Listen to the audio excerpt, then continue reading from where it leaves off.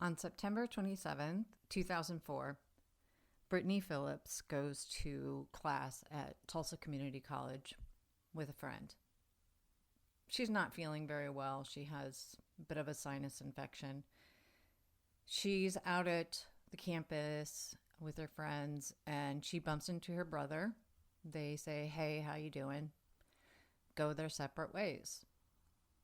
Then Brittany and her friend go to an urgent care center. Brittany decides she can't, she's got to do something about this sinus infection. And that was around 6 p.m. She ends up having to sit there and wait for about an hour and a half.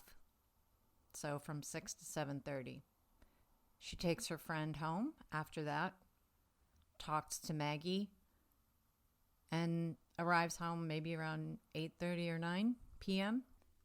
And that is the last time anybody spoke to or saw Brittany before she was murdered, at least according to the current timeline.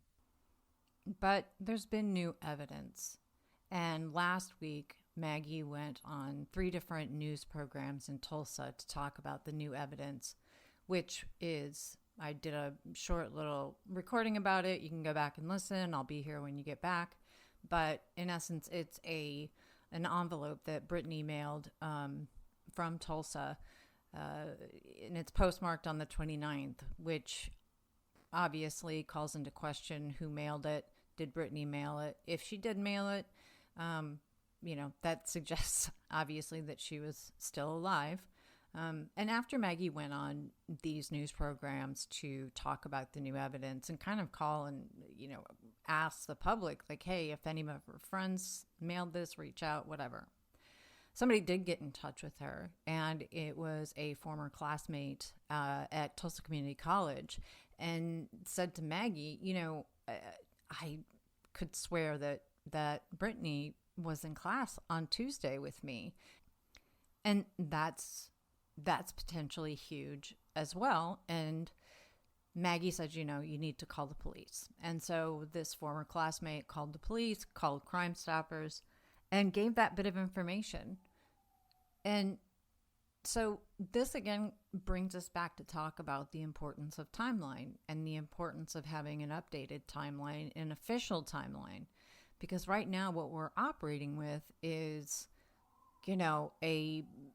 certainly it's based off of the police reports and Maggie's contact over the last 18 years with her detectives and Maggie's memory, and it's based on all of those things. So it's grounded in fact, but it's like with investigative reporting, when you're presented with new facts, you have to rethink how I approach a story. So to me, it's hard to talk about a timeline with the new information that we have because I'm not confident in the dates that the Tulsa Police Department are operating with right now. So there is one thing, though, that we do know for sure, and there is a set of facts that we can talk about, and that is the timeline of September 27th, because that we do know. We know her movements, we know where she was, who she talked to, etc. So I want to talk about that day in particular, and it could get exhaustive, but I think there's benefits in talking through every single aspect of her last day, because that's a big deal.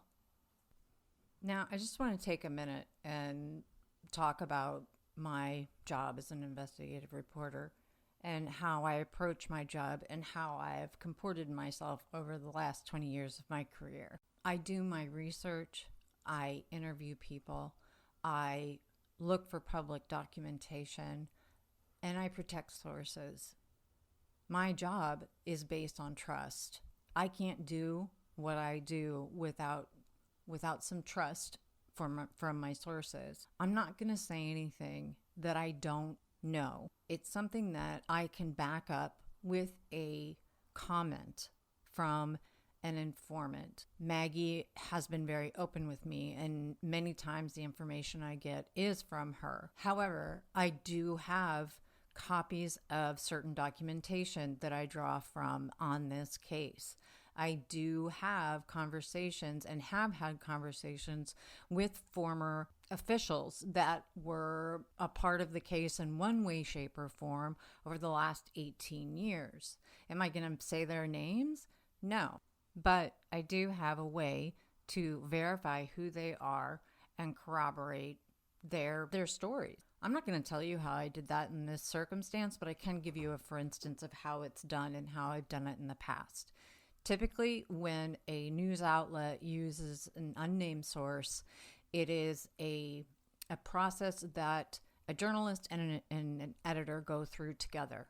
So let's just say I was talking to a whistleblower at a large corporation. I would then go to the editor, explain the importance of what this person was saying and why it was important to keep that person confidential. Then my editor's job would be to separately corroborate what I was hearing from this person, employment history, etc. Kind of just vet this person, like basically run a background check and then follow up and then call and speak to the person so we can go forward in telling the story. I have talked to many people that, again, have been involved in this investigation in some way, shape, or form. Unless they've given me permission to use their names, I'm not going to. When I talk about the things I'm going to be talking about, I just want to reiterate, I either have a piece of paper that backs up what I'm saying that is an official document, or the recollections of Maggie or expert or whatever the case may be. So I just wanted to be clear about that as we move forward. So we're at September 27th, 2004. It was hotter than a blowtorch that day. Historical weather data says it was 87 degrees when it's typically like high 70s, maybe 80. So hotter than a blowtorch. Great tunes going on in 2004, apparently. Things by Maroon 5, Ashley Simpson, and even Hey Ya by Outkast. So I mentioned these two things about weather, about songs, because I know for me that can throw me back into a memory. Anyway, hotter than a blowtorch, screaming down the road in your car, listening to some hot tunes. Brittany gets up and gets ready to go to class. She's not feeling well, but she goes to class anyway. And this is at Tulsa Community College in Tulsa, Oklahoma. And while she's at campus in like a common area, she bumps into her brother, Josh. And they don't hang out, Maggie says. They just sort of say, hey, how you doing? And go their separate ways. Do the brother-sister thing. You know what I'm talking about. So around 6 p.m., so there's a space and time there, between the classes and this next bit of information. But by 6 p.m., Brittany and her friend go to an urgent care center. She is having a lot of pain with her sinus infections. And she's like, I got to get this taken care of. And so I'm going to tell you a little bit about the area that this urgent care center is in. And this is from Maggie's best recollection of the area. And I'm going to put a map up just so you can see sort of where this is at. So it's kind of at this intersection, and it's a big cloverleaf intersection where I-44 intersects U.S. Highway 64. And around this area, there's an Embassy Suites. There's a Best Western. There's a Boot Barn. There's, some other shopping areas and like a Cracker Barrel. And it's unclear whether the actual urgent care that Brittany went to was still there, but Maggie's pretty clear that this was the area. And so Brittany and her friend wait at urgent care to be seen. So it's an hour and a half to 2 hours. At some point, Brittany calls Maggie frustrated from the urgent care Just that it's taking so long. She's not getting seen. And Brittany had been worried because she had a class that night. I'm looking it up, and Maggie said it was a applied calculus class because, of course. But Maggie told her not to worry. Go home and sleep, And when you come home this weekend, because Brittany was going to be going home, Maggie said, I'll get you a doctor's appointment here. So they left urgent care probably around 7:30. And again, she had a friend with her. And so she took the friend home and dropped them off, and then stopped at a Bank of America and did a transaction. Unclear what Bank of America this was, but it could have been near the Glen Eagles apartment complex where she lived. And again, that's 9407 East 65th Street. She gets back to her house after dropping her friend off, going to Bank of America, probably around 8:30 or 9. Then Maggie speaks to her one last time. And so that's it. That's where the timeline of Brittany's life ends. And the next time that she's seen is by first responders and police when they discover her body on September 30th, 2004. And so I just wanted to talk a little bit about what we know. Now, we know what happened on the 27th, but the new evidence draws into question whether or not she was alive on the 28th and the 29th even.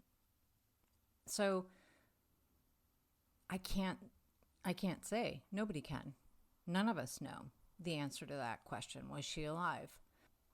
But it's worth thinking about the possibilities in light of the new pieces of information that have come bubbling to the surface, meaning the timestamp on the stamp that was sent by Brittany on September 29th, 2004, and also the friend that came forward subsequently to say, hey, I was in class with her on Tuesday night. And I want to say something about the student that came forward, the former student that came forward.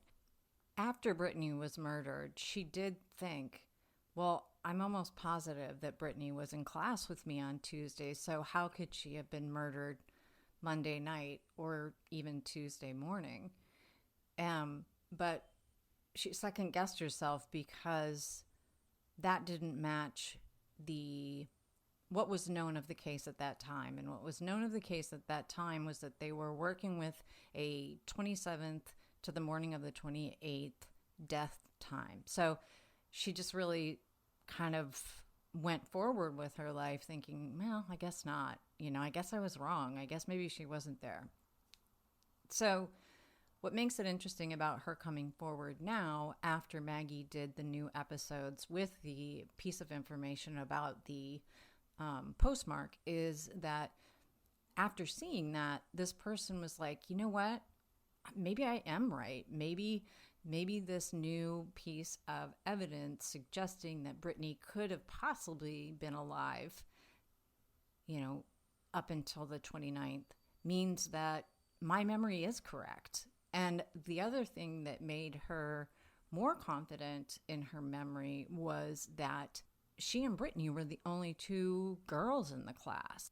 That, it was more likely she would notice that the other girl in class was there or wasn't there. So anyway, if we take, let's just say, for example, that Brittany was alive on the 29th to actually mail the letter herself, and that she actually was in class on Tuesday with this friend that came forward. That means that maybe she went home on the 27th, the Monday night, and went to bed. She wasn't feeling well after all. Maybe she just conked out. Did she take some cold medicine? I mean, I would have. I've got garbage for sinuses. And when you're dealing with sinus infections, I mean, at least for me, all I want to do is sleep. That's it. Just want to sleep it off, sleep it through. Maybe that's what she did. Maybe she did get up the next day and go to class and see this friend and went back to her apartment and crashed out and got up on the 29th and was like, holy cow, I forgot to send my grandpa's birthday card. I feel like garbage still, but I need to send it. And then she goes back to her apartment, and then whoever kills her is there. So, is it possible? Yeah, it's absolutely possible. One of the issues that comes up, and Maggie has said this to me before when we're talking through the possibilities of a new timeline, is that, she's always been told that the cell phone pings from Brittany's phone ends on the 27th, or, around that area of time, the 27th to the morning of the 28th. And honestly, that doesn't really hold as much weight with me as it would today. So when we think about today, when we think about the Idaho killings, for example, and the huge role that guy's cell phone and the movements of his cell phone played in being able to identify him, it's enormous. But that's not the phones that we had in 2004. The biggest selling phone was the Razor phone. And, we had flip phones, little brick phones that were, they weren't smartphones. They were not the same as the kind of, iPhones that we have now that we can track anywhere if we're talking on them or not.